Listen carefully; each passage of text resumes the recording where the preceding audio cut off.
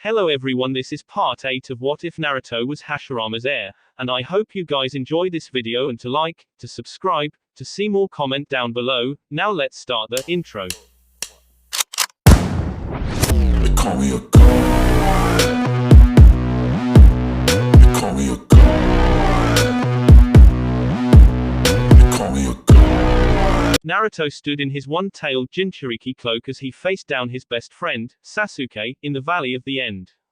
Naruto had his eyes narrowed at Sasuke's new power as he had revealed to have attained the Mangekyo Sharingan. Naruto didn't know what his new eyes could do but could certainly feel the unbridled power behind them. Not to mention the warning he received from Kurama earlier about its potential. "I've never seen you use that power before. So how do you have those eyes?" said Naruto, talking about Sasuke's Sharingan. Sasuke smirked at Naruto's words. "You seem to not remember that you hid quite a few things from me in the past, Naruto. Your Jinchuriki status and your Mokuton abilities. Who's to say that I never did? We all have our secrets," said Sasuke as his gaze shifted to the water that flowed between him and Naruto. As he stared at his reflection, he continued to speak, "These eyes are only attainable to those that have experienced the death of someone close to them. Like the death of a family member, or in my case, a best friend." Naruto pondered Sasuke's words. "You killed your best friend. For power?" questioned Naruto, apprehensive about what Sasuke may have done. Sasuke chuckled slightly at Naruto's words. "I would never stoop so low just to attain power. These eyes were born the day I witnessed your death, by my hands," said Sasuke as Naruto became confused. "I'm not dead. Nor have I ever been dying by your hands. So how could my death have anything to do with that?" "Itachi," replied Sasuke in a low tone as he continued to stare into his own reflection. "Itachi made me kill you in his Tsukuyomi over and over again. And I assume due to the realness of his genjutsu, my eyes were born that day." Naruto raised his eyebrows at that statement. Why would Itachi do something like that? He'd have had to know that something like that could happen. Did he do it on purpose? Thought Naruto as he felt a chakra spike come from Sasuke, who was holding the tiger seal after going through 6 hand seals. "Kaiten, Goku Meshitsu, fire style. Great flame destruction," said Sasuke as he blew out a massive stream of intense flames. Naruto got engulfed by the sudden attack as Sasuke set him and the wooden wall behind him ablaze. Sasuke ended his attack after a few seconds as Naruto's wood wall was burning in an intense fire. Not seeing any sign of Naruto, Sasuke scanned his surroundings for anything that could clue him in on his whereabouts. Finally realizing where he was, Sasuke jumped in the air to avoid a hand coming from the ground beneath him. Sasuke took the sword off his back as he stabbed it through Naruto in the ground when he landed. Instead of flesh, Sasuke stabbed into wood as the Naruto beneath turned out to be a wood clone. Sasuke turned to see Naruto standing behind him, without his Kyuubi cloak and missing the right sleeve of his shirt. It seemed Naruto hadn't gotten fully away from Sasuke's attack as his right arm had burn marks on it along with his clothes being slightly singed.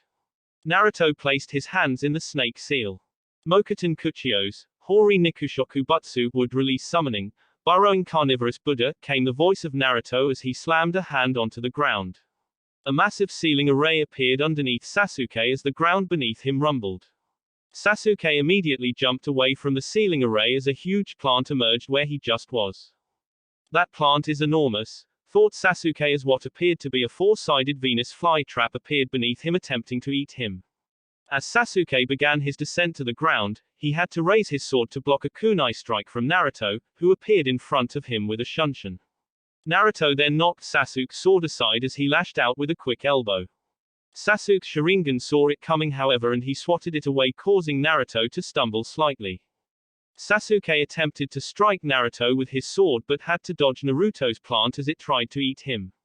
Sasuke grew slightly annoyed with Naruto's summoned plant creature or monster and decided to be rid of it. Sasuke let loose another stream of flames that flew toward Naruto's plant. Though before the flames got to the enormous plant, it sunk back into the ground to avoid them. "TCH," said Sasuke noticing his fire mist as the plant emerged once the danger was gone. With Sasuke's worrying about the plant, Naruto decided to take advantage of his friend's misplaced attention. Naruto performed another shunshin as he appeared to the side of Sasuke and sent a kick to his midsection that keeled him over. Naruto wasn't surprised to see a log take Sasuke's place and fall to the ground with a massive dent in it. Naruto took out a kunai as he turned to block Sasuke's sword strike from behind. The two then began to trade blows of metal as sparks began to fly everywhere from the clashes of kunai versus sword. Despite Sasuke having the reach advantage with his sword and his Sharingan to predict Naruto's movements, he couldn't press that advantage due to Naruto's advantage in speed and the plant continuing to bother him. He was actually taking the worst of their exchanges as bruises and cuts began to appear on his body. I have to get rid of that thing. Looks like I'll have to use my eyes, thought Sasuke as he closed his left eye. Sasuke dodged another attempt of Naruto's plant to eat him only to be kicked away by Naruto. Sasuke blocked the kick and landed on his feet as he prepared his technique. Blood seeped from Sasuke's left eye as he turned his head toward Naruto's plant. Amaterasu, heavenly illumination, said Sasuke opening his left eye. Nearly instantaneously, Naruto's plant was set ablaze by a majestic black fire. The plant shrieked in agony as it tried to quench the flames by diving in the water. But to no avail though as the black flames continued to burn even underwater as the plant eventually was turned into ash. Naruto stopped fighting at the sight of Sasuke's jutsu. So that's the power of the Mangekyo.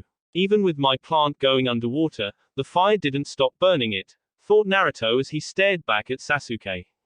Due to the blood that seeped from his left eye, I'm assuming he can conjure up unquenchable black flames from that eye specifically. I'll have to be careful. Sasuke shut his left eye immediately after turning Naruto's plant into ash. A few seconds after the plant was finished, Sasuke clutched the left side of his face as he felt the after effects of using the jutsu. I can't keep using those techniques. It'll do me no good to use those powerful jutsus if it'll eventually make me go blind. I'll have to use it sparingly, thought Sasuke as he removed his hand and stared back out at Naruto. That was a powerful technique you used just now. Though I have to wonder, there has to be a risk to using it. From the way your eye bled just now to the fact that you clutched that side of your face as well, I assume it brings risk to your eyes, said Naruto analytically about Sasuke's jutsu. Seems you really are great at analysis. But now that you've seen what I could do, what makes you think I won't burn you alive right now? Questioned Sasuke as Naruto never wavered from the threat. Despite the jutsu's speed, I have a way of evading its harmful effects, said Naruto confidently as he held up a half-ram seal with his right hand. Mokuton, Daijura no Jutsu wood style, great forest technique. Naruto's right hand morphed into a dozen wooden branches as they converged to attack Sasuke. True, Naruto could just dodge my jutsu. With the way he can turn his body into wood, he could probably just peel off whatever part of him gets struck by Amaterasu and avoid it altogether. Not to mention he probably noticed that my eye bleeds whenever I use it, so he'll be even more prepared. Thought Sasuke as he evaded Naruto's jutsu. Sasuke had to keep evading as the branches continued to diverge and chase after him. Using Tsukuyomi on him would most likely be pointless. He said it himself that Genjutsu is meaningless to use against him. Even with my Mangekyo, he'd still be able to break it as I'm not too good at using it. Danzo-sama said it was even truer due to his Jinchuriki connection. That just leaves one option. Sasuke had been backed up into the base of the waterfall by Naruto's jutsu. Sasuke evaded it once more as the jutsu smashed into the base of the waterfall with great impact. Sasuke landed on Madara's stone foot as he heard the familiar swirling noise of Naruto's most used jutsu behind him. Naruto appeared in a shunshin behind Sasuke as he prepared to end the fight with a Rasengan. It's over Sasuke, said Naruto as he smashed his jutsu into a skeleton. Naruto's Rasengan struck what appeared to be the spectral image of a purple skeleton surrounding Sasuke. The defense held firm to Naruto's Rasengan as it grew an arm that swatted Naruto over to Hashirama's foot. Naruto crashed into Hashirama's foot after being thrown away with great force by the sudden attack. Naruto felt a dull pain as he looked up from the crack he was in to see a gigantic, humanoid being surrounding Sasuke. Naruto began to stand and stare in awe of what he was seeing as Sasuke turned to face him fully. Sensing Naruto's wonder, Sasuke decided to quell his thoughts. Susanoo, said Sasuke speaking about the purple being surrounding him. He with the ability to help by all means. This is the third power of my Sharingan. Sasuke Susanoo had an entire upper body made up of only bones and muscle. It had 2 horns on its skull, glowing yellow eyes, and 4 arms. It then manifested what appeared to be a sword as it raised the spirit sword to attack Naruto.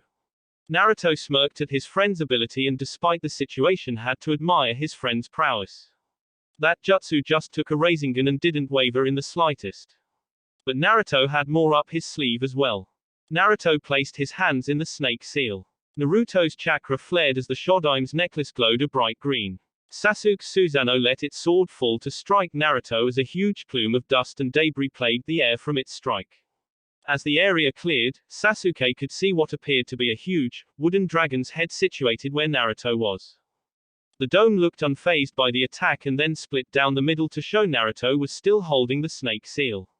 Mokuton, Hobi no Jutsu, wood style, wood expulsion technique, said Naruto as his wooden structure sunk back into the ground.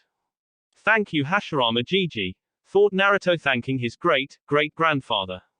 Hashirama had placed several Mokuton techniques in the scroll of seals in case another user came along and Naruto began to delve into them back when he first got the scroll. He'd only gotten down 2 of Hashirama's techniques and that was one of them. The other was Naruto's new favorite. Naruto held the ram seal as he prepared to use it. Mokuton, Mokuryu no Jutsu, wood style, wood dragon technique, said Naruto as a huge wooden dragon appeared from the ground behind him. The dragon coiled around him a bit as it stared down Sasuke. The dragon then launched itself at Sasuke's Susanoo, which tried to stop it with another sword strike but the dragon evaded it easily. The dragon then wrapped itself around Sasuke's Susanoo and constricted it tightly. Sasuke began to feel his Susanoo weaken from the dragon's presence and felt the chakra creating it being siphoned off. Naruto smirked at his best friend as he told him about his last technique. This is Hashirama Gigi's wood dragon. It had the power to bound the 9 tails up in the past and right now, it's doing the same to your Susanoo, said Naruto as he heard Kurama scoff internally at the comment of his run-in with Hashirama. It also has the power to absorb chakra and I'm sure that Susanoo of yours is made entirely of chakra. Damn you Naruto. I could use Amaterasu to burn that dragon butt. Thought Sasuke as his vision blurred slightly as he stared at Naruto. I can't continue to risk my eyesight. Sasuke had already used Amaterasu and keeping his Susanoo up was already weakening his eyes. Sasuke then felt a branch snag his arm from the ground beneath him. Sasuke was then thrown from his Susanoo toward Naruto as he was defenseless to what was about to happen. Naruto clad himself in a 3-tailed cloak as he prepared to end the fight. Naruto violently kicked Sasuke into the waterfall with the power of a Kurama-enhanced roundhouse. When Naruto's kick connected with Sasuke's body, a large crack could be heard as Sasuke was sent flying through the waterfall and thudded into the wall behind it. Naruto knew that that kick would have definitely left Sasuke severely injured, enough to be able to take him back to Konoha. However, Kurama knew better. He activated the cursed seal as you kicked him. I'm not sure if that kick was enough to keep him down if he's using that power. Why didn't you use something else? If I used a Rasengan I could have killed him. I need to take him back alive and I thought that a 3-tailed kick would be enough to put him down. It looks like he's not going to give up, replied Naruto as he saw a huge spark of black lightning appear from behind the waterfall. Naruto charged up another Rasengan, a huge Onin preparation for Sasuke. Sasuke came walking out of the waterfall in his cursed seal level 2 form with his right hand cloaked in a huge amount of electricity. This is it Naruto, said Sasuke as he took off in a sprint at Naruto, who returned the sprint in kind. Jo Chakra Chidori, Super Chakra Chidori, Odama Rasengan, Big Ball Rasengan, came the shouts of Sasuke and Naruto respectively as they met in a clash. Sometime later, it's just up ahead Kakashi, came the surprisingly deep voice of a small dog named Pakken. Pakken was leading his summoner, Kakashi, through the woods as they were headed to try and retrieve his ex-students. Kakashi merely nodded at Pakken as he continued sprinting. Sasuke left the village. Tsunade-sama said that Danzo could be involved. That team she sent should have never been sent alone. Luckily Neji was still alive after his fight. The team from Suna helped keep the rest of the group from harm's way. All that's left is Naruto and Sasuke. Please make it in time, thought Kakashi as he had felt a spike of the Kyuubi's chakra recently, a spike bigger than the ones before. Kakashi and Pakken arrived at the Valley of the End to see Naruto standing and staring at what appeared to be a burning body. Sasuke was nowhere around as Kakashi jumped to land by Naruto. Naruto, are you okay? What happened? Questioned Kakashi as Naruto looked at him with a slightly somber look. I don't know, said Naruto as he told Kakashi what happened in his fight with Sasuke. Flashback, earlier. Jo Chakura Chidori Odama Rasengan, came the shouts of Sasuke and Naruto respectively as they met in a clash. A giant sphere of energy surrounded the two as their jutsus battled each other. The sphere expanded and eventually exploded in a bright display of energy as it left the valley unable to be seen for a few seconds.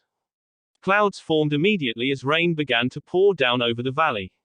A figure could be seen standing over another figure that lay prone on the ground motionless. Naruto had lost his Kyuubi cloak as Sasuke's Sharingan faded and his cursed seal receded. Sasuke laughed slightly. Seems I still can't overcome you, Naruto, said Sasuke from his back as he stared up into the rain. Sasuke's body wasn't responding as that last clash had taken a lot out of him, especially with Naruto besting him in the last exchange. Naruto stood over Sasuke as he looked down at his friend. I'm taking you back to Konoha, said Naruto as he picked Sasuke up and placed him over his shoulder. Naruto then began to make the trek back to Konoha with Sasuke slung over his shoulder. You don't seem to understand, Naruto. I'm not going to Konoha. I've come too far to fail now, said Sasuke as Naruto became confused. But remember, you are the leaves bathing in the sunlight.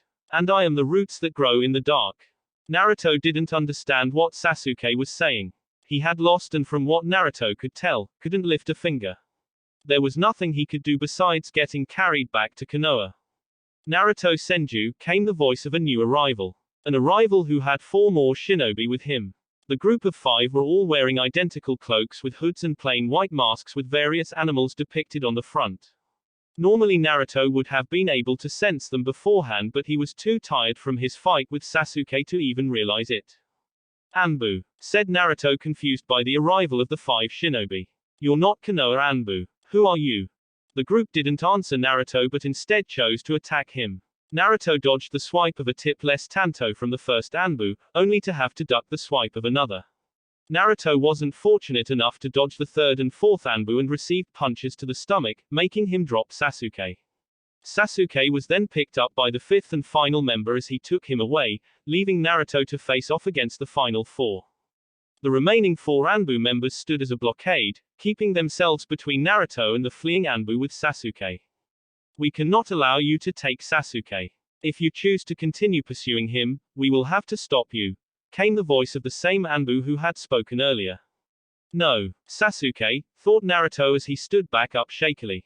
Naruto could feel Sasuke's presence vanish and his anger spiked. Naruto exploded in a display of chakra as he became shrouded in a vibrant, orange chakra.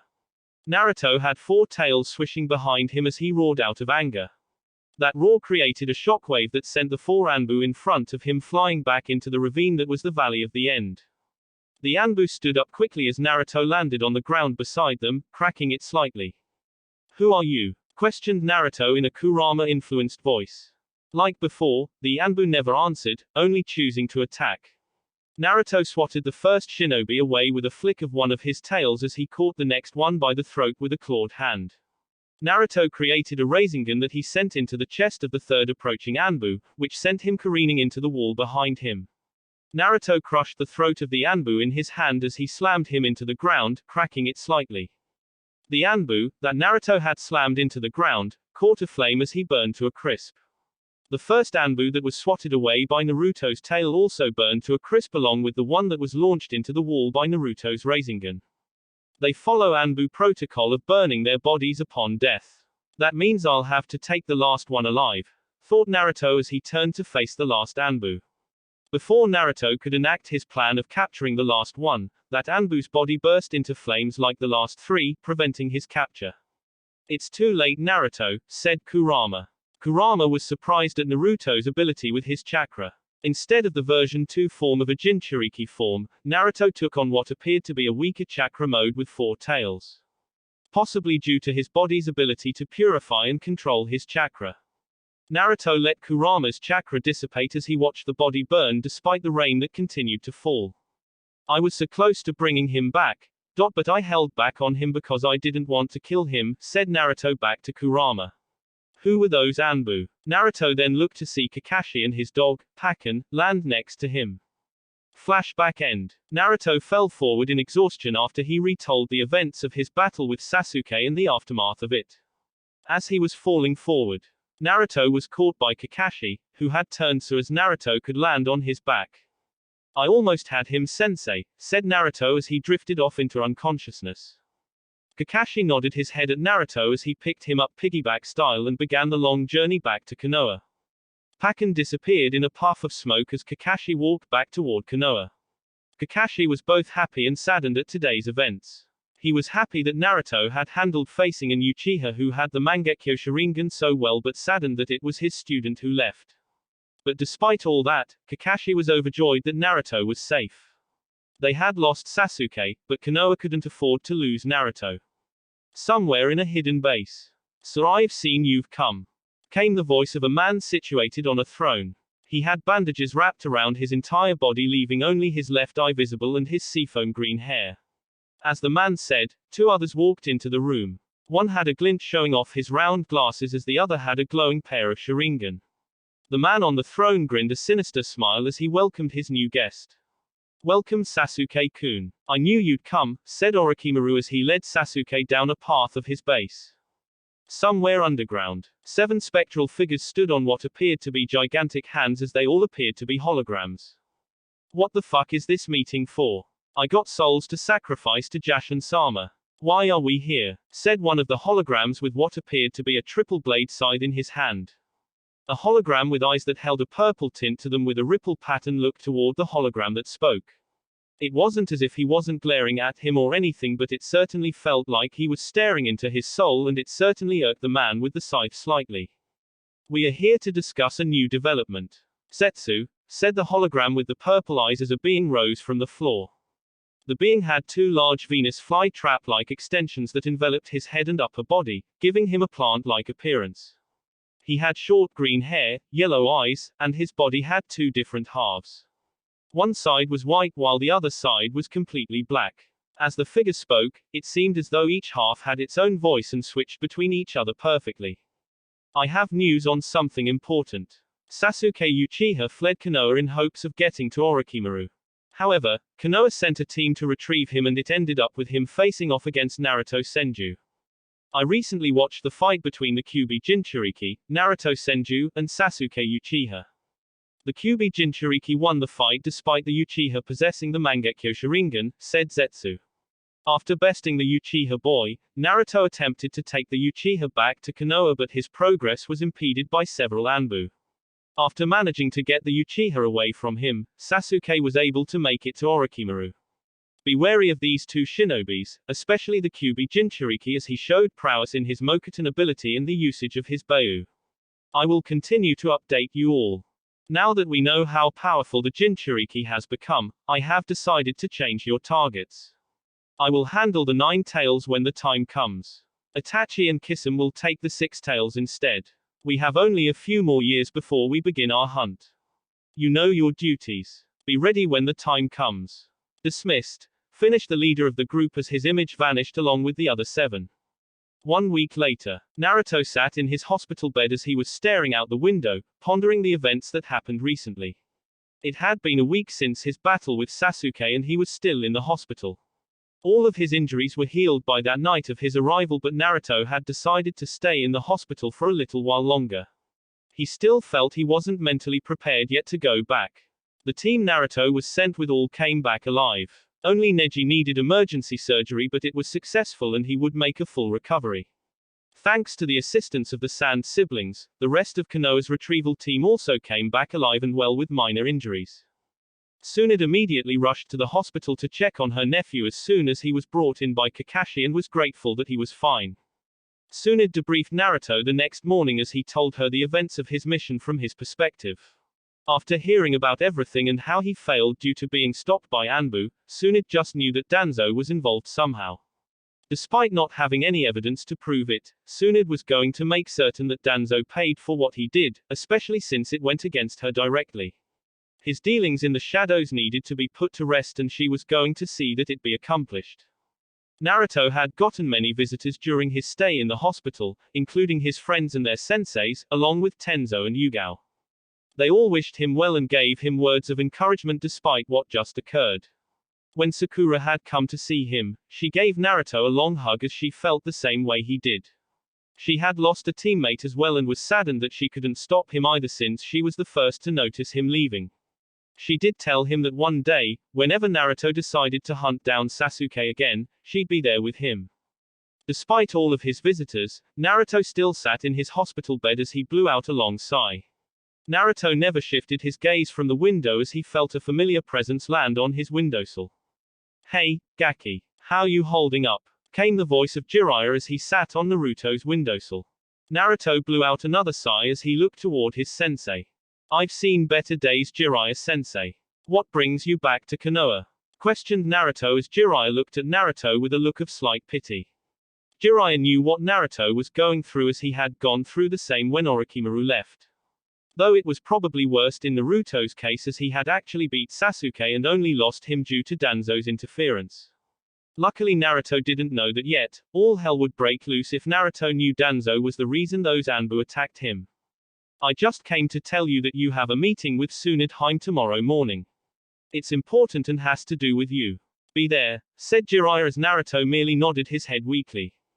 Jiraiya, getting tired of seeing Naruto mope, decided to get him out of his funk. Jiraiya pulled out a folder and tossed it to Naruto. Naruto caught the folder and opened it to view its contents.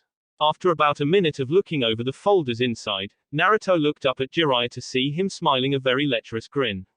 "That's right, Gaki. I have it," said Jiraiya as Naruto blushed a deep red.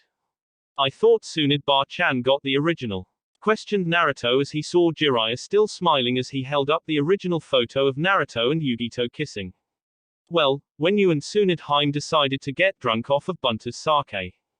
I came in and tinkered with your seal. I loosened it to allow more of the Nine Tails chakra to seep into your system, and while I was there, I happened to hear Tsunade singing love songs while waving a picture around in the air. Lo and behold, it's the picture of my young apprentice getting his groove on with the Kumo girl. I think I'll be able to make a lot of money off of a picture like this. What do you think, nah?" said Jiraiya as he had to dodge a fist. "Oh ho, you'll have to do better than that if you plan to get this picture." Jiraiya took off running as he was chased by a hospital gown-wearing Naruto. "Give me that picture," shouted Naruto as he sprinted after Jiraiya. Path in Konoha. Ino was having a great day. She was walking down a path that headed toward Konoha's hospital. Ino was holding flowers that she had gotten for Naruto to help him feel better about the whole Sasuke situation. As she was walking, she noticed a trail of dust heading her way and couldn't see anything but a large mane of white hair speeding toward her. The figure jumped over her as she realized it was Jiraiya-sama. "I wonder what he's running from," said Ino, who turned to watch Jiraiya run. Ino then turned her head back around as he saw a smaller trail of dust coming down the road. She saw the trademark golden blonde hair and instantly knew it was her crush. But just like Jiraiya did earlier, Naruto jumped over her to get to Jiraiya. What Ino wasn't prepared for was the fact that Naruto was wearing a hospital gown, only a hospital gown. And she happened to get a front row seat to what made Naruto. All of it, nothing was left to the imagination to her. The poor girl fainted on the spot as she laid prone on the ground with a stupid grin and a trail of blood leaking from her nose. One day later, Naruto stood in Tsunade's office the next morning. Naruto was clad in his Anbu uniform as Jiraiya and Tsunade were in the office with him. Jiraiya was situated on the windowsill like normal as Tsunade sat on the front of her desk. "So what's this meeting all about, Bar-chan?" asked Naruto as the two Sannin just sat and stared at him. Tsunade smiled at Naruto sweetly as if she was waiting for him to say that. "Well, Naruto, Jiraiya and I had a discussion yesterday," said Tsunade as Jiraiya scoffed indignantly. "And we think you're ready." Naruto looked confused slightly as he pondered what Tsunade meant exactly. "Ready for what, Bar-chan?" Jiraiya decided to butt in at this point. "A training trip. You and I will travel the world as I teach you all about being a shinobi," said Jiraiya as Naruto looked at him confused. "For 3 years," spoke Jiraiya to answer Naruto's impending question. "Can I refuse?" asked Naruto as Jiraiya looked stunned. "What? Going on a training trip for 3 years to get stronger as a shinobi? I would love to do that, but you have duties to the village and most likely wouldn't be able to focus on me the entire time. Plus, Bachan's here and I have my responsibilities as an Anbu. I can't just give all that up at the drop of a hat to go on a training trip. If I did that, I'd be no better than Sasuke. Jiraiya smiled at Naruto's words. Damn right, Gaki. That's what we were thinking. I just wanted to see if you had your head on straight. Glad you do. However, said Jiraiya as his smile dropped and his face became serious. My informant told me that the Akatsuki will begin moving in 3 years and that their leader is coming for you specifically. So you'll need to be prepared. That's why in 2 years, you will go on a training trip with me. We will spend 6 months together as I prepare you for the Akatsuki. And it will be in the land of the toads, so I'll be able to spend all my time with you. Naruto nodded his head as that was much better than spending 3 years away from Konoha, halting all of his progress as a shinobi and being away from his home for that long. That sounded like a much better plan. That's only the final part of the plan, said Tsunade, getting Naruto's attention. There's a special place that you'll be sent to and trained in how to advance your Mokuton more, along with a certain power. It's a special place that Gigi went to and that'll you'll also go to. I cannot tell you now, but I'm certain that you'll enjoy your time there. This will happen in a year as I have to make sure all the preparations are for your arrival. Naruto wondered what kind of place it could be if it required that much preparation just to be able to go to it. But for now, Naruto, you'll still be assigned under Neko in Squad 3, we need you back out in the field, said Tsunade. Naruto nodded his head as he pulled his Garma mask out of his ninja pouch. And don't worry, if we get any intel on Sasuke, you'll be the first to know, finished Tsunade as she sent Naruto to the Anbu headquarters. Not 20 minutes after Naruto left, Shizune walked in with news that Danzo had arrived and was ready to see her. Shizune shut the door as she left Danzo alone with Tsunade and Jiraiya. Danzo walked in with his cane as he wondered what he was here for. What is it that you wish to speak of, Heim? Said Danzo stoically. Cut the bullshit, Danzo. I know what you did, said Tsunade in a gravely serious tone. I don't know what your talk, started Danzo until he was hushed by Tsunade. I don't remember asking you to reply and actually, I haven't said what you've done. Are you lying to me already? Said Tsunade as she didn't let Danzo answer that question either. I know you are still running that organization, Root, behind my back. I also know that you, at some point, enlisted Sasuke and sent him on the mission to Orochimaru. I can't have you doing these kinds of things without my knowledge of knowing them. Danzo kept quiet the entire time as he listened to Tsunade's words. However, Danzo wasn't a war veteran or master of negotiation for nothing and easily caught Tsunade's hidden meaning in her words. What are you asking of me? If I continue to allow your Root faction to exist, I want to be informed of its activities. You don't have to tell me everything, but things involving my shinobi, Sasuke Uchiha for example, need to be discussed with me first. Especially when I endanger the lives of my shinobi to get him back when it was planned by you from the start that they wouldn't make it, said Tsunade as Danzo didn't show a visible outward reaction. I could say no, but then that would lead to more problems than I already have. Saying yes would mean that I'd have to keep her informed on my movements. But that's an easy price to pay to be able to continue my work. So I'll play your game, Heim. But eventually I will take over and lead Konoha to greatness, thought Danzo as he nodded his head toward Tsunade. Of course, Tsunade, Heim. It is the least I can do. Would you like to know about Sasuke's true mission? Said Danzo. Part 1 completed. I know your game, Danzo, and you're not the only one that can have hidden motives, thought Tsunade as she nodded to find out about Sasuke's mission. 1 year later, Naruto age 16. So there was nothing in this base either? Questioned Tsunade as she spoke to the group of Anbu standing before her. Well, good job eliminating any experiments and destroying the base. The more bases of Orochimaru that we destroy, the less amount of places he'll have to hide. Great job. Dismissed. Besides Yugama. The other 3 Anbu in the room disappeared from the room, leaving their leader for the mission alone in the room with Tsunade and Sakura. Sakura had definitely grown in the past year and was blossoming well in the year and a half she had spent with Tsunade. She had been made a Chunin 6 months ago along with Neji at the last Chunin exams. She had a great aptitude for learning and her growth in medical ninjutsu was impressive. Garma pulled off his Anbu mask as Tsunade's favorite ninja's whiskered face could be seen. He had completed over 40 B rank missions and nearly 20 A rank missions during the past year alone. He'd even become the leader of a squad designated in handling the sacking of Orochimaru's bases. "Hey, Bar-chan, I'm guessing it's already time, huh?" said Naruto, talking about what Tsunade spoke to him about a year ago. It was time for him to be sent to that special place to hone his Mokuton abilities. "Yes, and all the preparations are set. I'm just hoping you had a fun time with Yugito last month, as it may be a while before you see your girlfriend again," said Tsunade as Naruto blushed slightly. Naruto had been sent on a mission near the border of Kaminari no Kuni, and according to the report by his teammates, Naruto had disappeared for a day. Tsunade figured he had gone to see Yugito and was correct in her judgment. She had screened Yugito's last letter to Naruto, which stated that Naruto's hands were magic. "It was just a massage, Bar-chan. She's not my girlfriend," said Naruto in response, still with reddened cheeks. As Naruto was about to continue denying his relationship with Yugito, he was pulled down into a hug by Tsunade. Realizing shortly afterward that he was being hugged, Naruto returned the hug as he felt Tsunade's grip tighten slightly. "I'm so proud of you. Now you be careful up there and take the training seriously," said Tsunade, disengaging the hug as she pulled out a scroll. "Push chakra through the scroll and you'll be summoned to the area. Be safe and come back strong. See you in 6 months." Tsunade kissed Naruto's forehead since he was still bent over from hugging her. Sakura smiled at Naruto as she wished him good luck and that when he came back she'd want to spar him. Naruto smiled at the two as he waved goodbye to both. Naruto placed his hand on the scroll and let his chakra flow through it. Naruto felt a slight pull as it felt like he was being sucked into something. Right before he disappeared, Tsunade said a few final words. "Tell Gigi, Tsunade says hi." And just like that, Naruto was gone in a puff of smoke. Naruto appeared in a place that he had never seen before. Naruto noticed that trees were everywhere and the area beneath his feet was damp. "What is this place?" thought Naruto as he began to walk around for a little bit.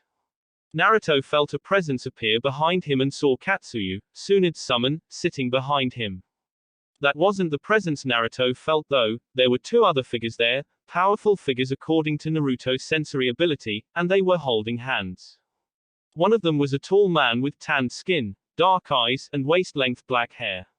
He wore a light brown, short-sleeved, kimono shirt with mesh armor underneath, held closed by a red sash, and navy blue pants. The other figure was a woman with bright red hair and large, pupilless eyes. She wore a high-collared white kimono with a green obi tied around her waist.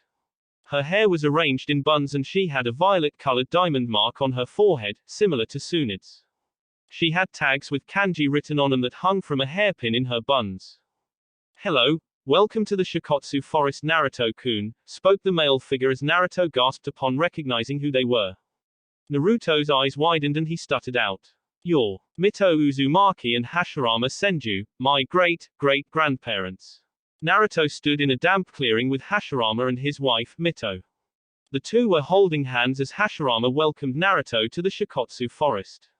Naruto was pointing at the two while trembling slightly as he recognized them as his great-great-grandparents, but they were supposed to be dead.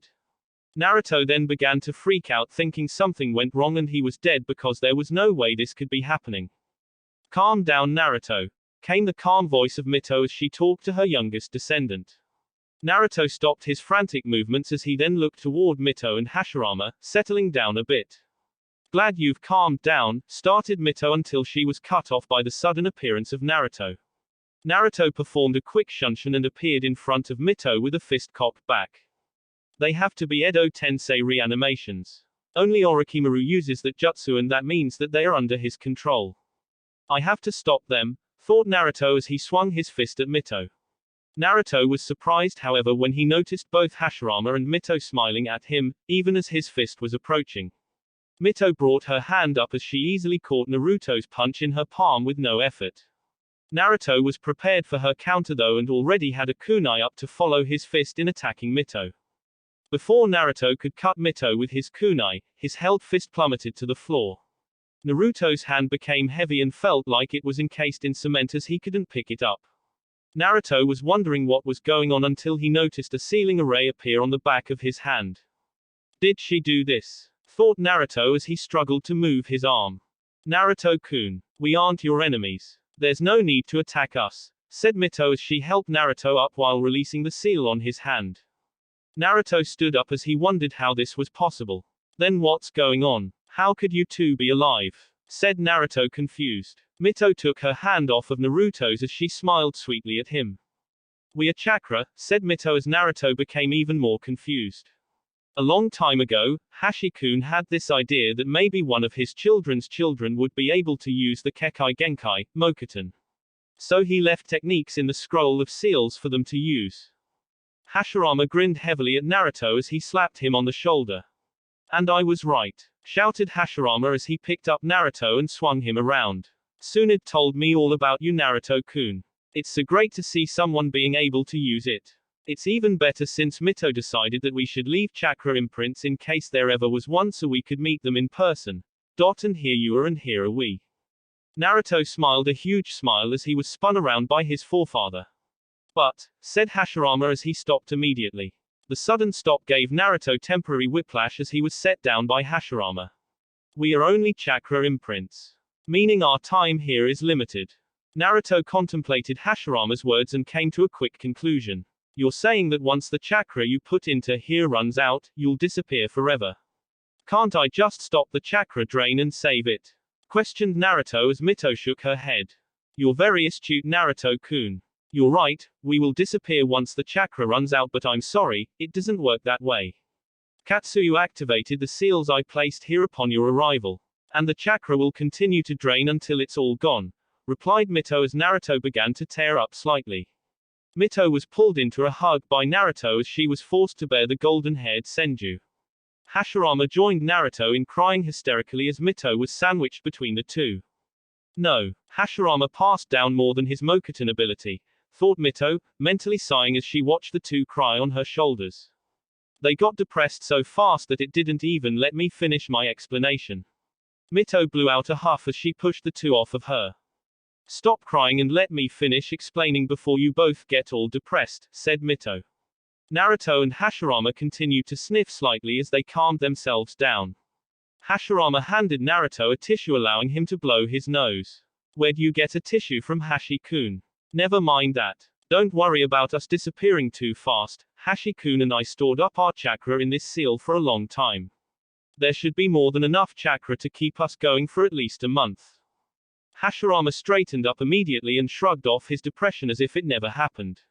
Of course there is. Not to mention we can always slow the siphon of chakra down. That's just a month of full chakra usage. We'll have more time together since Mito-chan will slow the siphon of chakra as you need to sleep, etc., said Hashirama as Naruto perked up. Hashirama Gigi is going to teach me. Well, at least a chakra imprint of him. Questioned Naruto, excited about the prospect of that. He then wondered something though. Mito-bar-chan. Are you going to teach me something too? But what would that be, because I don't know much about your fig? Naruto stopped himself as he realized Mito had placed a weight seal on him with a mere touch just now. Fuinjutsu. Mito nodded her head. At least you're not as dense as Hashi-kun, said Mito as Hashirama fell into another fit of depression. Mito put a soothing hand on his back. You know you're my Hashirama. But yes, Naruto-kun, I will be teaching you seals. What level are you on? Naruto held up 6 fingers. I'm on level 6, bar-chan. I'm guessing you're a level 10 seal master? Asked Naruto as Mito laughed. Seeing Naruto's wonderment, Mito decided to elaborate. Naruto-kun, Uzumaki's become Genins at level 8 Fuinjutsu. Chunins at level 10. That level 10 seal master is at best a Chunin Uzumaki, and not to boast, I am far above a Chunin Uzumaki. That leveling system doesn't have a level high enough for my ability. But if I were to rate myself on that scale of yours, I'd be level 15. Naruto stared at Mito gawking as she merely shrugged. You do know that I sealed the 9 tails into my own body. Naruto mouthed the word, cool, as he then noticed Hashirama stand up as if his depression never happened. Let's get started, shall we? We only have a month and I plan to make the most of it.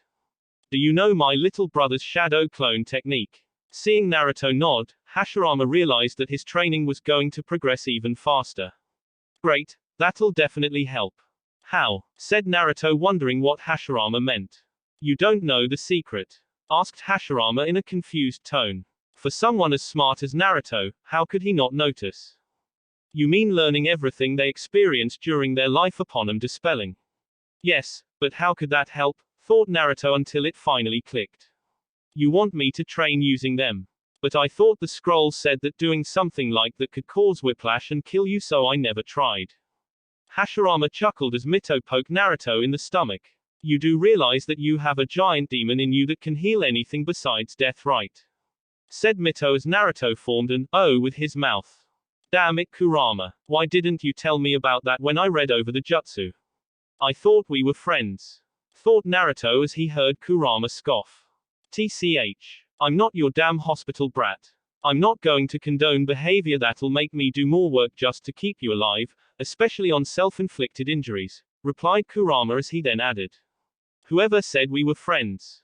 Let's get to it. Can you make me 100 clones, Naruto-kun? Said Mito, cutting Naruto from his thoughts.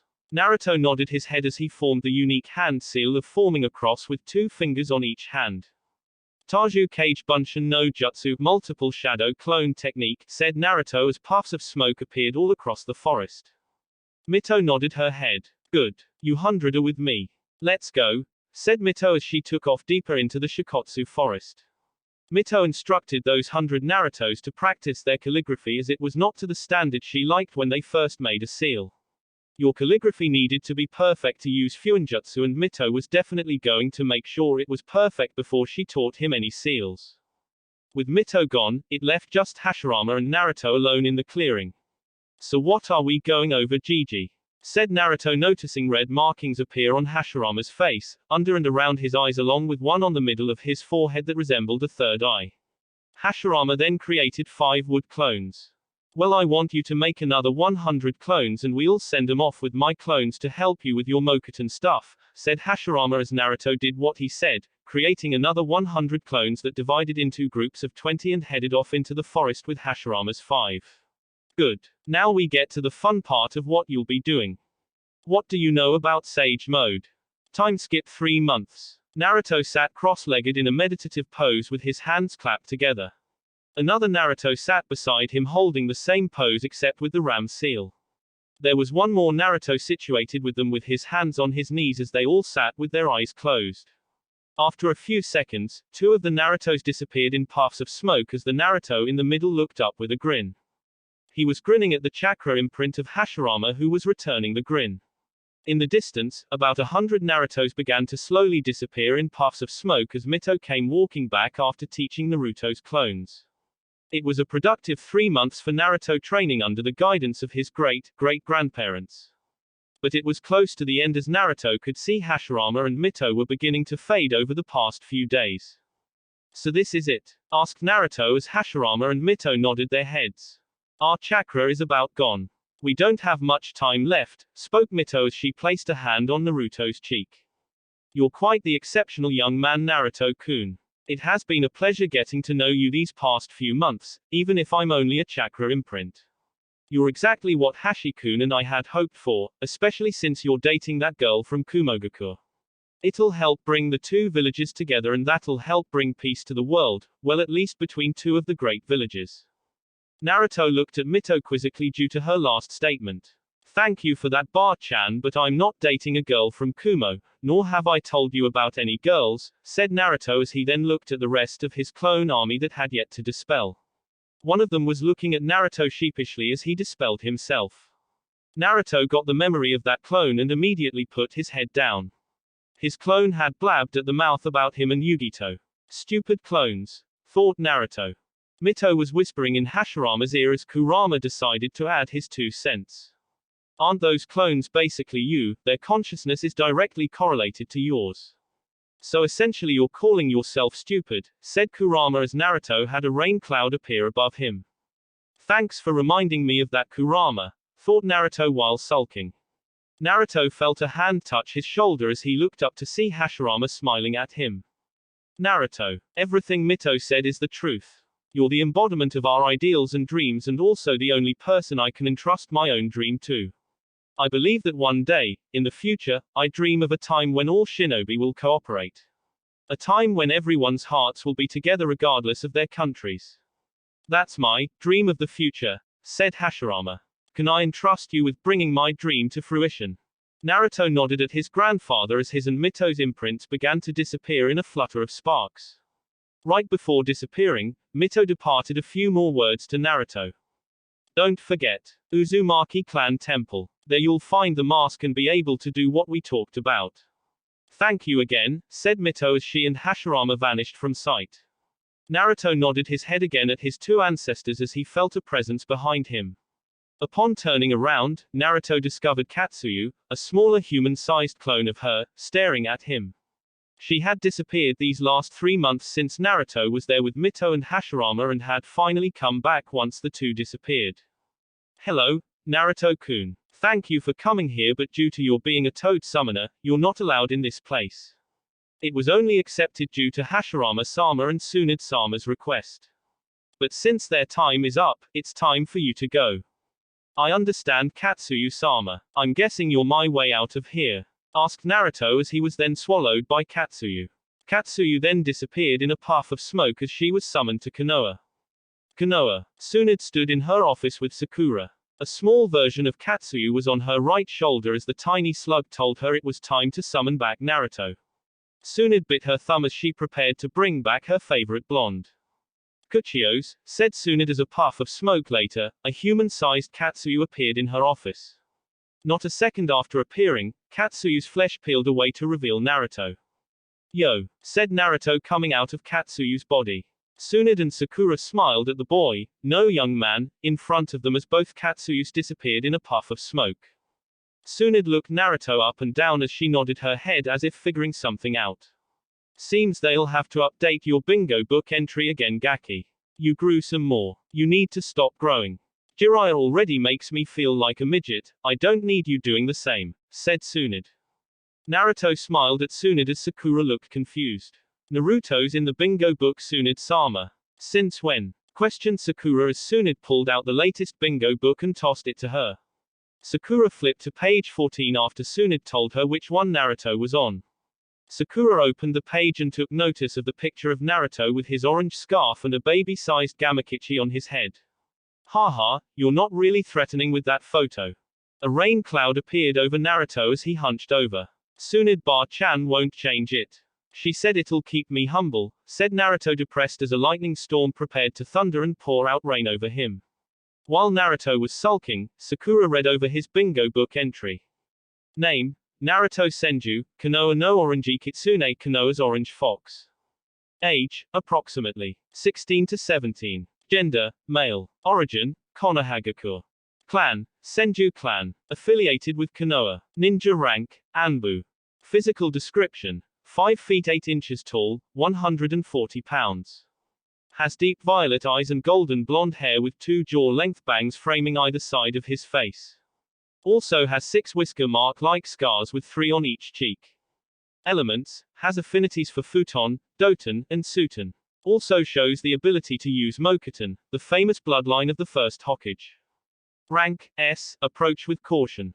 Special talents, the Jinchuriki of the Kyubi no Yoko, 9-tailed demon fox. Has shown the ability to access 4 tails while maintaining complete control. Has the ability to summon toads. Can also use Fuinjutsu with skill in battle and uses the Shunshin no Jutsu with extreme mastery. Bounty, 70 million Ryo alive or dead stationed by Otogakure, 70 million Ryo alive or dead stationed by Iwagakure. Sakura gasped slightly reading over Naruto's information. Naruto's that strong. An S rank. I mean, I know he's strong but, thought Sakura as she looked up to see Naruto chatting with Tsunade about his time with Hashirama and Mito. Amazing.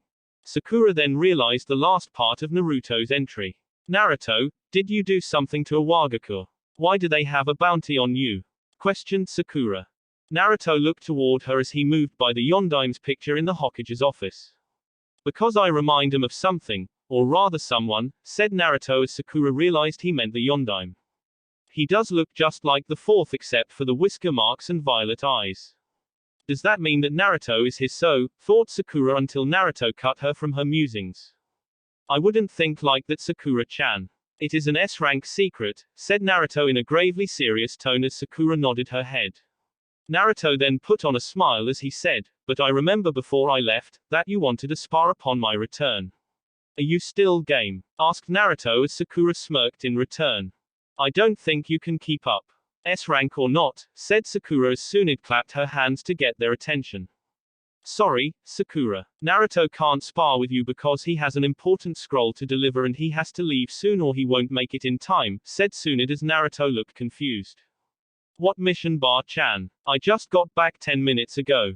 How could I already have a mission to go on?" said Naruto. Naruto then snagged the scroll Tsunade tossed him as he groaned. "Can't you send someone else on this mission? I hate deliveries." Tsunade scoffed as she sat down. "Trust me, I'm positive you'll want to go. The delivery scroll is right there, grab it on your way out and hurry. They'll need it before the week is up," said Tsunade as Naruto groaned before reading the mission contents. Naruto finished reading the scroll as he burned it after reading it. "You're right, Bar-chan. I am the perfect person for this mission," said Naruto as he lunged onto Tsunade's desk and kissed her on the cheek. "I'll be back before you know it." Naruto grabbed the giant scroll by Tsunade's doorway and stopped on a dime as he turned to leap out the window on the opposite side of the room. "Damn it, brat. I put that scroll by the doorway for a reason," shouted Tsunade out her window. Naruto began to pick up Jiraiya's habit of coming in and out of the window instead of the doorway like most people. Tsunade placed the scroll by the door in hopes that he'd use it, but he still decided to fly out of her window. Sakura was confused at what just happened. "Tsunade-sama, why is Naruto so happy to go on a B-rank delivery mission? He just said he hated deliveries, so why the sudden change of heart?" said Sakura as Tsunade turned to her. "It's simple. He's delivering that scroll to Kumo," said Tsunade as Sakura immediately understood. Yugito was in Kumo. 5 days later. A man stood in his office overlooking his village. This man was wearing the standard robes of a cage and even had his cage hat on to boot. He was a tall, dark-skinned man with pale, almost white, blonde hair combed back with a tiny mustache and beard. He was the most powerful man in the country. He was the Yondaime Reikage, A. Situated in the office with A, was the strongest female shinobi in all of Kumogakur, Yugito ni. Yugito was dressed in her normal shinobi attire consisting of her short-sleeved black and blue blouse with black pants, both of which have matching cloud patterns on them, blue fingerless gloves, and a chain of blue beads wrapped around her left hand with her black Kumo forehead protector around her forehead. Yugito also had on a necklace similar in design to Naruto's except it was white instead of green. It was a present from Naruto on his last visit. Yugito clutched the necklace as her thoughts shifted to the golden-haired blonde. Her thoughts were heard by her Beiyu companion and she decided to add in her 2 cents. "Why not just claim him?" said the Nibby. "I mean just rip off his clothes and give that boy some loving. That'll make him know you're his forever." "I think I will," thought Yugito as the Nibby sighed. "Kitten, you have to loosen up. If you never show the boy you like him, he'll never, wait." "What did you say?" said the Nibby as what Yugito had said finally caught up to her. "You're right, Nibby. I think it's time. I mean it's all I can think about since our kiss and when he gave me that massage last time," replied Yugito as she shivered slightly remembering Naruto's touch. "The next time I see him, I'm going to. Where is that damn scroll?" questioned A, thinking out loud, which cut Yugito from her thoughts. Konoha was supposed to have sent a scroll containing any information they had on the Akatsuki and any other threats. But the deadline is in an hour. Where the hell could that scroll be? I cleared my whole day just so I could focus only on that scroll. Yugito had just been debriefed on her mission and decided to throw in her piece before leaving. "Maybe they sent Kakashi Hatake. You know he's said to always be late," said Yugito turning around to leave the office. The Reikage looked shocked to think that Tsunade would send her most tardy ninja to deliver a scroll knowing he would be late. A looked ready to smash his desk until the door opened and a voice stopped him. "Please don't smash your desk, Reikage-sama. I just replaced it," came the calm voice of the Reikage's assistant, Mabui, stopping Yugito from leaving. "I have Konoha's messenger here to see you. Come on in," said Mabui. The Reikage and Yugito looked shocked at the ninja entering his office. The ninja had golden blonde hair stylized familiar to the late Yondaime Hokage, violet eyes, and 6 whisker marks. He had on a black short-sleeved shirt with black pants that fell into white and black shinobi sandals. The ninja wore a Konoha flak jacket with a black forehead protector. The most prevalent thing about the ninja was the fox tattoo that could be seen slightly underneath his right sleeve that only one ninja had, with that gold hair and whisker marks. Naruto and Yugito locked eyes for a split second as the Raikage addressed Naruto. "Naruto Senju," said A as he looked at the young, but strong ninja in front of him. "It is a pleasure to finally meet you in person." Naruto shook hands with the powerful Kage as he returned the greeting in kind. "The pleasure is all mine, Raikage-sama," replied Naruto as he took the giant scroll off his back. "Here's the information you requested. I'm assuming that you'll have a return scroll by tomorrow. I've heard that your assistant Mabui is quite the secretary." "You assume correct, Senju-san. We will have a scroll for you to return to Konoha in the morning. For now, why not enjoy all that Kumo has to offer?" said A as he turned to Yugito. "This is Yugito Ni, I'll have her show you around our village. Though I do believe it's supposed to storm later, so be wary about that." Yugito looked giddy but kept it cool and collected in front of her Kage as she walked up and shook Naruto's hand. "Nice to see you again, Naruto-kun." Naruto smiled at Yugito. "And the same to you, Yugi-chan," said Naruto. Before Naruto and Yugito could prepare to leave, A spoke again. "You know, Naruto, ever since I've seen your picture in the bingo book nearly 2 years ago, I've been wondering, who are your parents?" said A in a knowing tone but wanted to hear from Naruto himself. "You don't battle a guy like Minato, especially someone who outranked you in speed, without being able to spot his descendant, especially one that looks just like him." Naruto looked to A as he determined how to respond. "Well, Raikage-sama, I was born an orphan and had no parents ever since I could remember. So honestly it's up for debate as to who my parents could be," said Naruto as A nodded his head in return. "It's just you remind me a lot of your Yondaime Hokage, Minato Namikaze. Especially with your hair like that and the fact that you're a Jinchuriki," said A as he saw Naruto tense slightly at Minato's name. "Normally Jinchuriki are related to the Kages of their village in some way, and I wouldn't put it past him being your father. Nonetheless, enjoy, Kumo," finished the Raikage as he laid the scroll Naruto had just given him on his desk to read over its contents. Yugito and Naruto were walking out the door when he added, "I'm sure you'll enjoy your third time being here, Menma." Naruto had the decency to look sheepish as he got dragged out of the room by Yugito. Yugito took Naruto to her favorite eatery, the Kumo Sushi Bar, and as the two Jinchuriki entered, they were greeted by Amy. "Welcome to Kumo's. Yugito-chan. You're back, and my oh my, who's this with you?" asked Amy as she looked at Naruto. "Hey Amy, this is Naruto Senju, a Konoha shinobi," said Yugito as Naruto bowed to Amy. "Nice to meet you, Amy. I've heard a lot about this place," said Naruto standing back up with a smile. Amy smiled back but then noticed something about Naruto. "Wait a minute. Haven't I seen you before? I'm having the weirdest deja vu right now," said Amy, remembering the face of Menma and seeing it in place of Naruto's, especially since their smiles were the same. "No, you couldn't be him. Anyway, Yugito, the usual." Yugito nodded her head. "Of course. He'll have the same," said Yugito as she and Naruto sat down at the bar. As Amy left to take care of their order, Yugito looked at Naruto. "You know you're paying for this, right? And how did you come to that conclusion?" said Naruto. "I thought this was you feeding me before you challenged me to a spar. It's been quite a while since our last one, and if I remember correctly, I'm up 9-5. Yugito smirked at Naruto. "Don't worry. That'll come right after this. I plan to kick your ass. You're not ready for the new things I've learned," said Yugito.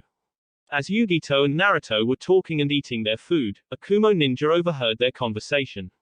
That ninja walked out of the restaurant and left to the resident Kumo Jonin lounge. The ninja burst into the room as everyone looked toward him because of his loud entrance. "Konoha's Orange Fox is here in Kumo.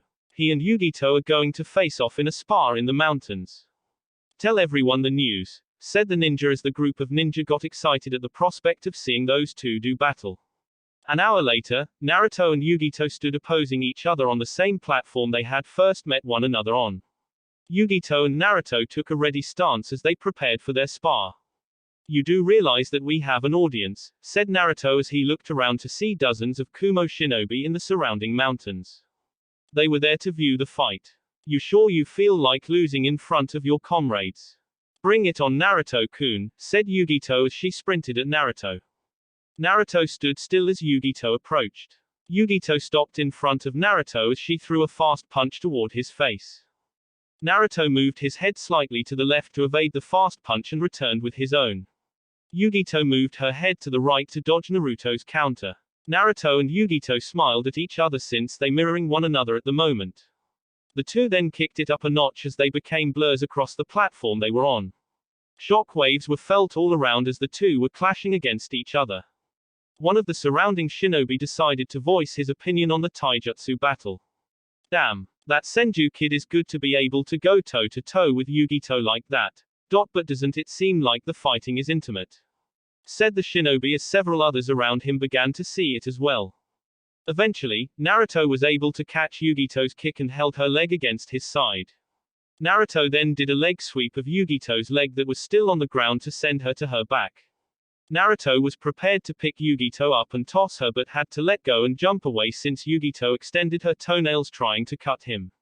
Yugito sprung back onto her feet as she flew through hand seals at an extremely fast pace. Fast, thought Naruto as he witnessed Yugito's speed in using hand seals just now. Naruto put his hands in the snake seal preparing to defend against Yugito's impending attack. Kaiten, Daienden, fire style, great flame bullet, said Yugito as she blew out an enormous wall of blue fire at Naruto. Naruto saw the huge wall of fire approaching and channeled his chakra to counter. Mokuton, Hobi no Jutsu, wood style, wood expulsion jutsu, thought Naruto as a mighty wooden dragon head rose from the ground beneath him and enclosed him in to protect him. Yugito's fire burned for a while as she kept the fire going to try and get past Naruto's defense. As Yugito finished blowing out the flames, she noticed that Naruto's dragon head withstood her impressive fire. Clouds began to appear above the battlefield as it looked ready to storm. Damn, I even held it for a long time and it still withstood it, thought Yugito as she turned around to see Naruto standing there. TSK Yugi-chan. That was a strong fire, said Naruto as he threw a weak punch at Yugito. Yugito dodged the punch with ease and countered with a punch to Naruto's gut that connected, hunching Naruto over. Yugito felt like that was too easy and knew it was true when Naruto turned into wood. Kitten behind you, said the Nibi as Yugito panicked slightly at the feeling of Naruto's hand near her neck. It's over, said Naruto, who had stayed in his wooden dragon head and sent a clone out to distract Yugito. Naruto then noticed something off about Yugito and had to jump back as she exploded in a majestic blue fire. A clone made out of fire. Nice, thought Naruto as he placed his hands in the snake seal seeing Yugito appear to his right. Yugito had her hands in the tiger seal as she prepared to send out another fire jutsu. However, Naruto was faster. Mokuton, Jukai Koten wood style, nativity of a sea of trees, thought Naruto as the ground rumbled slightly. Yugito jumped high into the air when she felt the ground begin to shake knowing that Naruto had a technique coming. Trees sprouted from the ground at a rapid pace trying to ensnare Yugito in their branches. Yugito smirked however as her chest puffed out slightly. Kaiten, Karyuenden, fire style, fire dragon flame bullet, said Yugito as she blew out an enormous dragon made of blue fire. Due to Yugito's height in her jump, her fire rained down over the entire platform burning Naruto's ever-persistent trees in the process. Yugito stopped the stream once the trees stopped rising toward her. Rain began to pour down as lightning could be heard. Naruto and Yugito smiled at each other as they decided to continue their spar despite the rain falling over them. An hour passed as Naruto stood alone on the platform in the pouring rain surrounded by several fully grown trees. Despite the rain, the trees Naruto created at some point later in the fight still had fire burning them in several areas. Naruto had lost his Chunin flak jacket and forehead protector as even his shirt had several scratches on it due to Yugito's claws. Despite that, he didn't have any injury on him, mainly due to Kurama's help. Naruto turned to see Yugito coming at him and blocked her punch with his palm.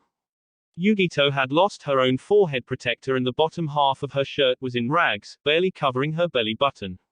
Her left pant leg was missing as well as it showed her mid-thigh down.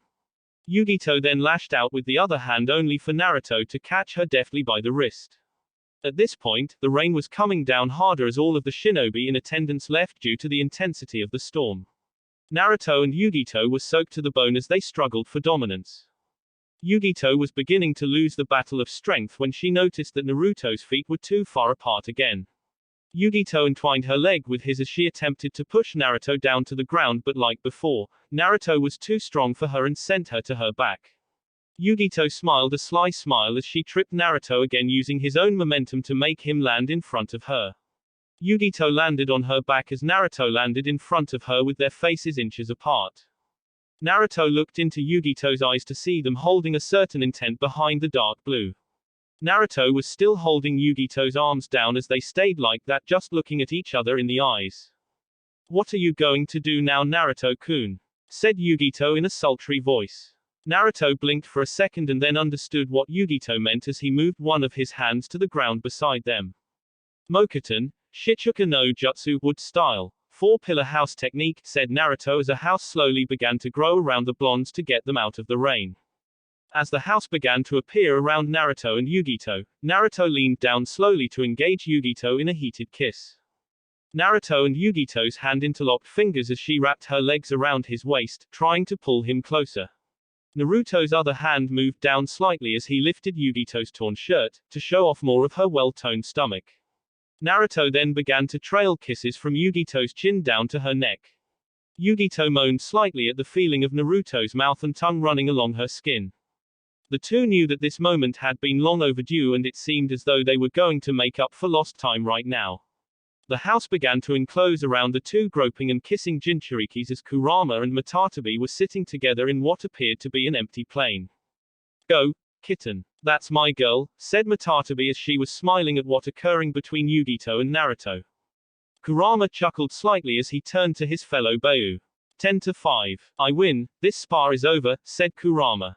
Seeing Matatabi's confusion, Kurama decided to elaborate. "Naruto just said that," finished Kurama as Yugito let out another moan to only solidify Naruto's claim. The next morning Naruto woke up to the sound of light purring.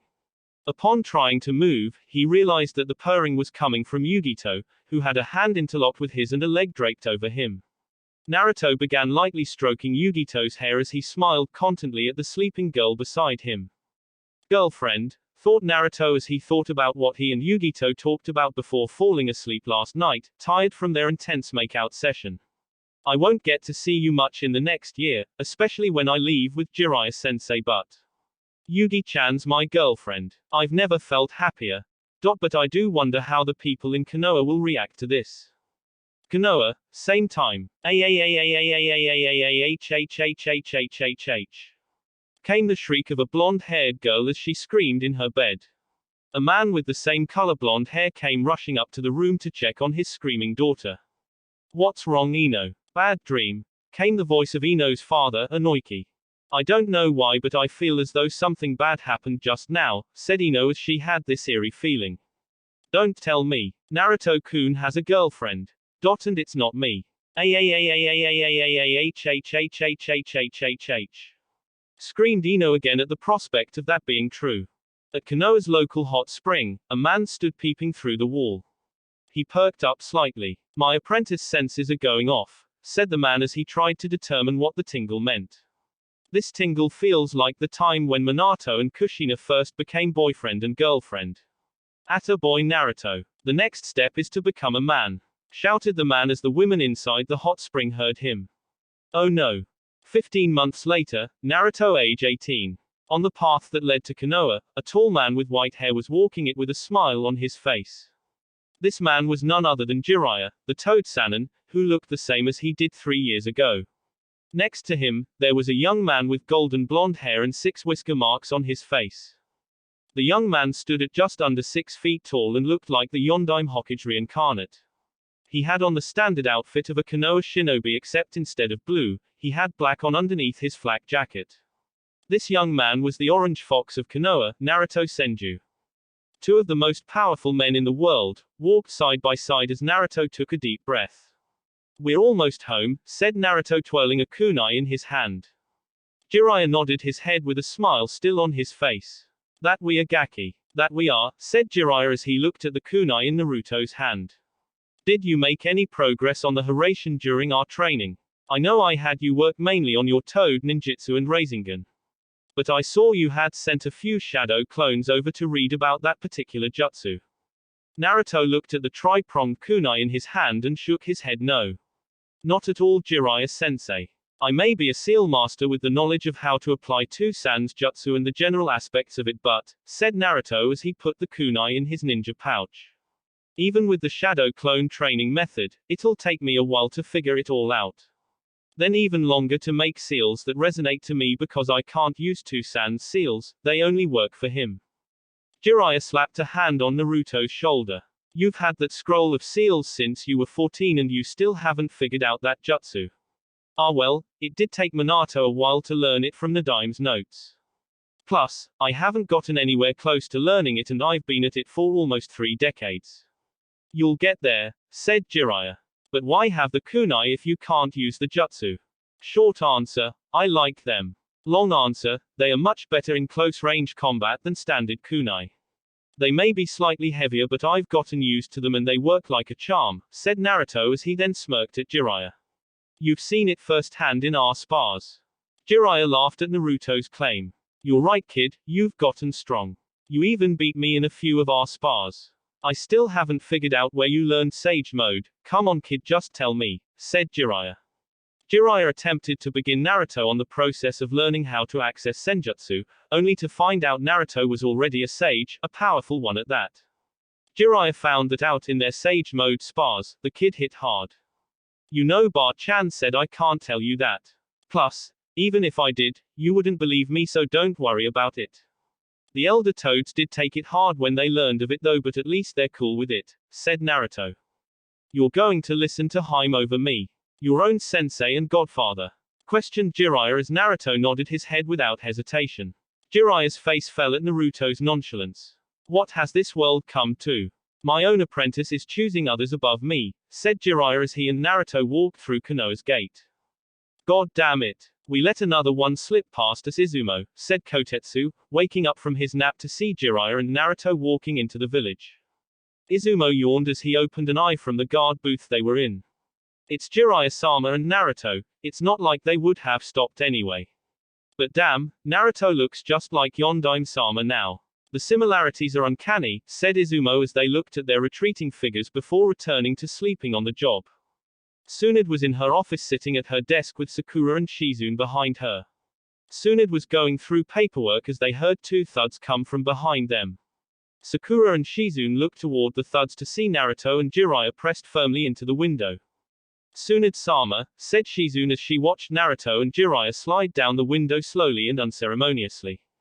Jiraiya-sama and Naruto-kun are back. Do you want me to open the window for them? Tsunade shook her head no. I closed it because I knew they were coming back today, said Tsunade, not even acknowledging the 2 sages. They need to learn how to walk through the door like all the other shinobi of this village. They don't deserve special treatment. Or, why not Bar-chan? Asked Naruto standing inside Tsunade's office. Because I said so. I'm the Hokage and you're just a jonin. Hell, even Jiraiya's just a Sannin, so technically you're my subordinates and should be doing what I say, said Tsunade as she then realized Naruto was in the room. How the hell did you get in here? Naruto opened the window as Jiraiya came flying in. I lost to Sensei in rock paper scissors. Then I just came up through the floorboard so I could open the window for him, said Naruto as Jiraiya threw up a victory sign. Yahoo! The streak is still alive, said Jiraiya, talking about how he hadn't taken a different route than that window into the Hokage's office since Minato became the Hokage. Heim, why'd you shut the window on us, especially me? I thought you loved us, especially me. The 3 women in the room paid no heed to Jiraiya as they looked at Naruto. Damn, said Sakura, which pretty much summed up the ladies' thoughts on the blonde in front of them. In truth, Naruto had been doing so many missions with Anbu in the 9 months since his training in the Shikotsu woods that they never really got a good look at him. And it seemed that the boy had grown up over the past 6 months of being with Jiraiya. Naruto was looking damn good. Jiraiya sunk his head, noticing the attention Naruto was getting. He's just like Minato. The ladies always swooned over him and they're doing the same now with his son, thought Jiraiya. Hey, Sakura-chan, we never got to do that spar from a while ago. You want to do that now? Said Naruto looking at Sakura. Sakura had sure grown up.